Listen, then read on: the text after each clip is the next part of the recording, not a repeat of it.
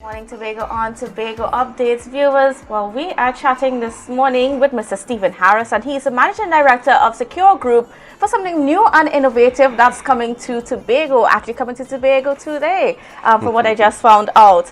And this is a new Spartan hydrant, fire hydrant. All right, so you're going to have to tell me all about this. So good morning and welcome to you, Mr. Harris. How are you? I am good, thanks. Thank you for having me. Great. So this Spartan fire hydrant, what is it? Well, it's a proud day for us really as a country, and especially for Tobago. The Siglock Spartan hydrant is a brand new fire hydrant design. It's an innovative hydrant designed to solve all the problems of traditional hydrants. And Trinidad and Tobago is actually the first country in the world out of North America installing one. So, and Tobago in particular. So we're laying some groundwork for the rest of the world to follow. This hydrant is a design that solves all the traditional problems you have with rusting, with deterioration from the sea effect, from theft, because it's a seal design. So people can't steal the parts. A lot of times you have a fire and you have tens or hundreds of millions of dollars of infrastructure or people's homes. And when the firemen reach, they can't access the hydrants, or the hydrants are faulty because it's been tampered with, it's been destroyed. These hydrants are designed to stop that happening because they are the seal design. Only the fire services can access it. So they always have access to water in cases of emergencies. So and this is what it looks like. It looks very futuristic. It does, yeah. People call it spaceship. Some people say it looks spaceship-ish. Some people say it looks like a minion, but it's an interesting design. It's called a clamshell design. So as you can see, nobody can access the internals. So it's protected from theft. Only the fire services have the tool that will open the caps. So nobody can go in and steal the brass fittings and the parts like what happens now for the metal. It also means that it's protected from the weather. And it also means you don't have to worry about maintenance, because unlike traditional hydrants where you have to maintain and do a lot of frequent greasing and oiling, because everything is sealed, it's protected from the elements. It's powder coated, so you don't have to worry about the outside rusting. In fact, we have a 25-year warranty, which is more than double most other brands on the market. And then we also seeing that this is, like I said, this is the first time this is going to be installed here in Trinidad and Tobago. In Trinidad and Tobago or just in Tobago? In Trinidad and Tobago and in the world out of North America. In the world? We are the third country in the world to install. Okay. It's in Canada, it's in North America, in USA, and it's now here. So what inspired this happening here today? Okay, so my business, we do environmental work mostly. And a few years ago, I was doing some research randomly and came across this hydrant. It actually had just been launched in the United States. And I said, you know, I was familiar with the problems that fire services have with theft and damaged hydrants here. And I said this would be great for us, and in particular Tobago, because I spent a lot of my childhood in Tobago actually. My family used to have a house here, and I know the rigors of every few months having to replace the locks and the latches because the sea blast would have damaged it. And I said this is a great product for Tobago to make sure their hydrants are always working. So I wrote the company. They were very interested, and they said, sure, if you'd like to distribute for us, we'll work with you. So I'm actually regional distributor for the Caribbean, Guyana, and Suriname.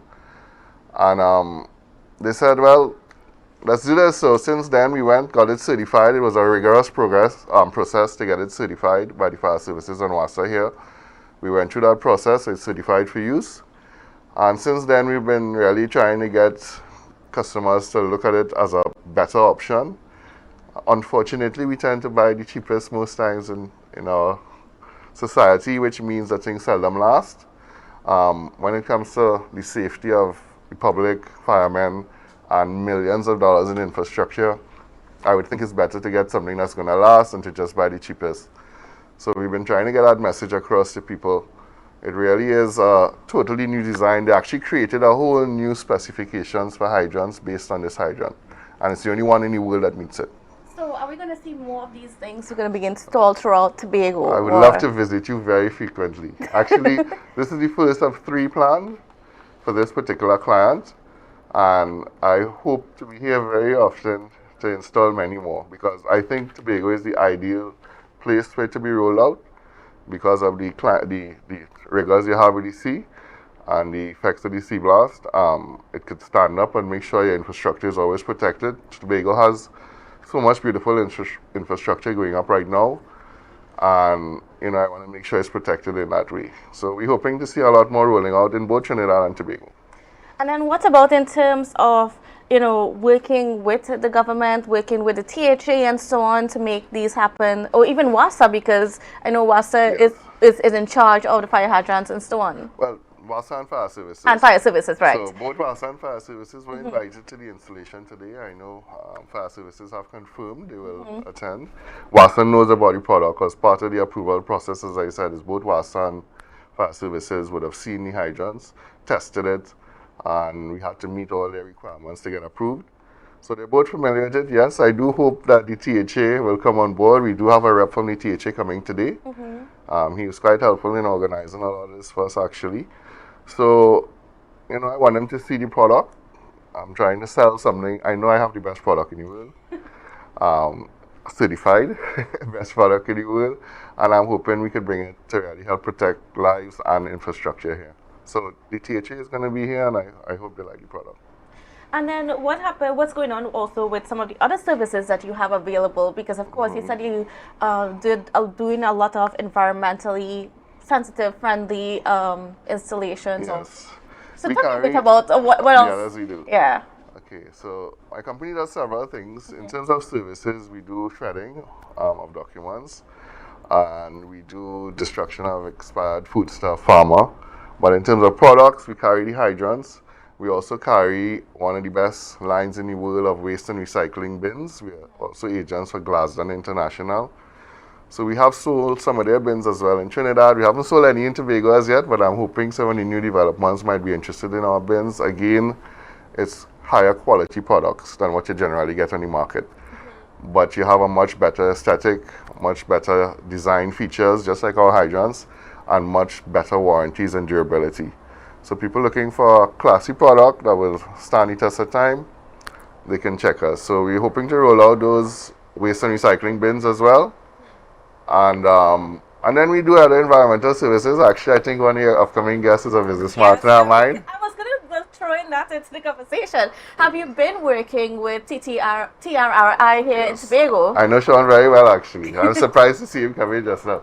So yeah, we have worked together. Not in Tobago, but we've done work together in Trinidad. And trying to do some work here with him, but he's a Tobagonian, so he kind of keeps me out. But sorry, I will talk to him for you. Well, no, Sean is a good guy, so yeah, we hope to do some more work together. All right, and then what are the other things that you think that we in Tobago can do?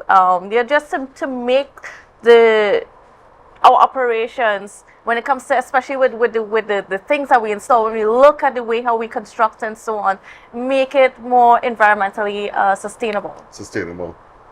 Well, I mean, in terms of the safety, I think a lot of things you can look at are the hydrants, making sure infrastructure is protected. In terms of the environmental area, there are the bins again. I noticed there are not much bins on the roadsides, just as in Trinidad. We do actually have a proposal for the THA. We hope to approach them with about installing bins that are recycling bins and waste bins across the roadways. So that would help with the litter problem. And then we could partner with people like Sean to get rid of the actual products one collects it. I think in terms of how you design and set up all this great infrastructure that's going up, I hope people take the time to consider that part of the process when they're setting up the developments. What happens to the waste they generate? Are they setting up waste processing small areas on their facilities? Are they going to partner with somebody existing to make sure that the waste gets properly taken care of and not just goes to landfill? Because we have too much waste in the landfill, honestly. Yes. And there's a lot that could be happening recycling wise to make things a little better.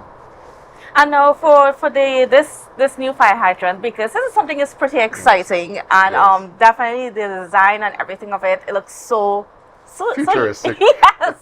So if there are people that want to get involved and want to perhaps have that on your property because, like you said, you're starting at plantation, and obviously that's a big estate and so on, which would need their own. How can that happen? Yeah, they can call us. Our numbers are 684-SAVE or 340-3456. We can send them information on the hydrants. We can send them information on our other waste products and help them get greener and reduce their carbon footprints, you know. All right. I mean, and then, so what else can you tell me about just, you know, why going in this direction is so important? I think it's important because we all have to look at what's happening with the planet, right? I'm a bit of an environmentalist at heart, and even though I'm a business person and I'm there to make a profit, I also always try to look at how we can help the environment.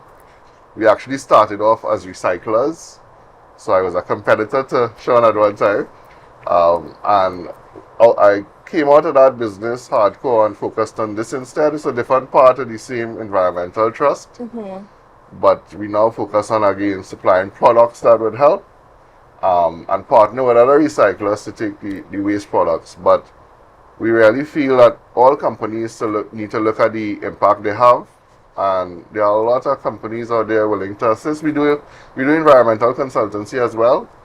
So if you need help with that part, we have people who can work on that part to help you come up with your strategies for reducing your waste, how to handle your waste, how to set up systems to deal with it.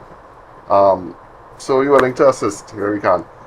And then when it comes to also just, you know, seeing what we've been doing here in Tobago, like keep mentioning Sean, and we're going to be speaking with Sean right after Mr. Harris. But you know, I mean, have you noticed, or what have you seen in terms of the transformation of the way that people are thinking here in Tobago about their recycling and so on? Well, it takes time, right? It's not a quick process. There needs to be a lot of messaging going out to change cultures. Cultures don't change overnight. Yeah. I know Sean is doing a lot of good work in that regard. I know the EMA is trying, and THA as well. I know is trying to get that messaging out there. But you know, people need to see tangible things. It's one thing to tell somebody to don't litter, but you need to have a bin readily accessible for them to put it in. Otherwise, they're not going to carry around this litter for long. So if you don't have bins on every street corner or very frequent intervals in your city centers, along your roadways, people are going to litter. So it's one thing to get the correct messaging across, especially to the schools and the school kids, because the children are always your early adopters. We've done projects with several groups and we always targeted kids, and the responses from the kids were amazing. In weeks we got tons of recyclables. And really it's just getting the messaging across, but putting the infrastructure to support. And the other thing we need to look at is sustainability of the initiatives. That's a little pet peeve I have, because we've worked on many initiatives and people do it for a month, 3 months, 6 months, and then it falls apart. That actually makes it worse, because now your early adopters who were excited to do it, they got frustrated. But how can we make sure that, you know, these initiatives remain sustainable? It's, again, designing into your systems when you set up your programs, designing them to be self-sustainable, or to make sure you look at the long-term success of the programs, not just a quick win for some PR, or to say we did this. I mean, beach cleanups are great, right? And we take this litter off the beach, but by the next week the beach is dirty again. So even though I applaud it and we take part in them, we need to look at more sustainable solutions to stop the waste going to the beach. Likewise, we need to set up, as I said, bins and recycling systems so that people can recycle and not just tell them don't litter. You know, we need to make sure it's cohesive, end to end, as I say, cradle to grave, so the systems could cater from the start right to the end, and again make them sustainable. All right, and now as we're getting ready to wrap up, I just want to, you know, wanted to talk a little bit again, just to touch on this new fire hydrant and why people should, you know, get familiar with it, and then let's try to move in this direction. Well, you know, that's the key question today. Really, it's about your return on your investment and looking at the overall return on investment. A lot of times people buy the cheapest up front, but in 5 years, 10 years, you either have a non-performing item or you have to replace it. When you have to do that every 5-10 years, it costs you much more in the long run. Not to mention, all in those periods when your hydrant stop working, if you have a fire, for saving a few dollars, literally a few $1,000 up front, you could lose tens of millions of dollars in infrastructure. It's like, we were talking now, scientists say it's like buying a Porsche and putting some foreign use tires on it, you know? Yeah. So you need to really look at putting in proper infrastructure to protect your investments and the public, of course. So I implore people to look at these as a better option. They are a little more costly, but with a 25-year warranty, you can never lose, you know, in the long run. And it also means that you know your infrastructure is always protected. Once you have these hydrants, you don't have to worry about if they're going to work, if they're seized up, if they're vandalized. You don't have those worries. All right, and folks, so where exactly in Plantation is this going to be? It's going to be in one of these small homeowner areas, a private group. I don't want to call it any on the air because I don't have the information. Well, I just want to see if, you know, maybe we can go and check it out. But I have made arrangements. You can come to check it out if you like. So all right, folks. I'm actually leaving to go there now. The installation is about to start now, actually. All right, folks. So there you have it. Just this new, innovative, environmentally sustainable fire hydrant that's going to be installed at Plantation by Mr. Stephen Harris and the Secure Group company. Yes. Yes. All right. So thank you so much for being on with us. And we're certainly looking forward to see more of that happening. So the first, it's happening in Tobago and in Trinidad and Tobago, actually. So, yeah, it's quite exciting things to look forward to. It is. Thanks again for having us. No problem at all. All right, viewers, I got to go for a quick break, and we'll be right back after this.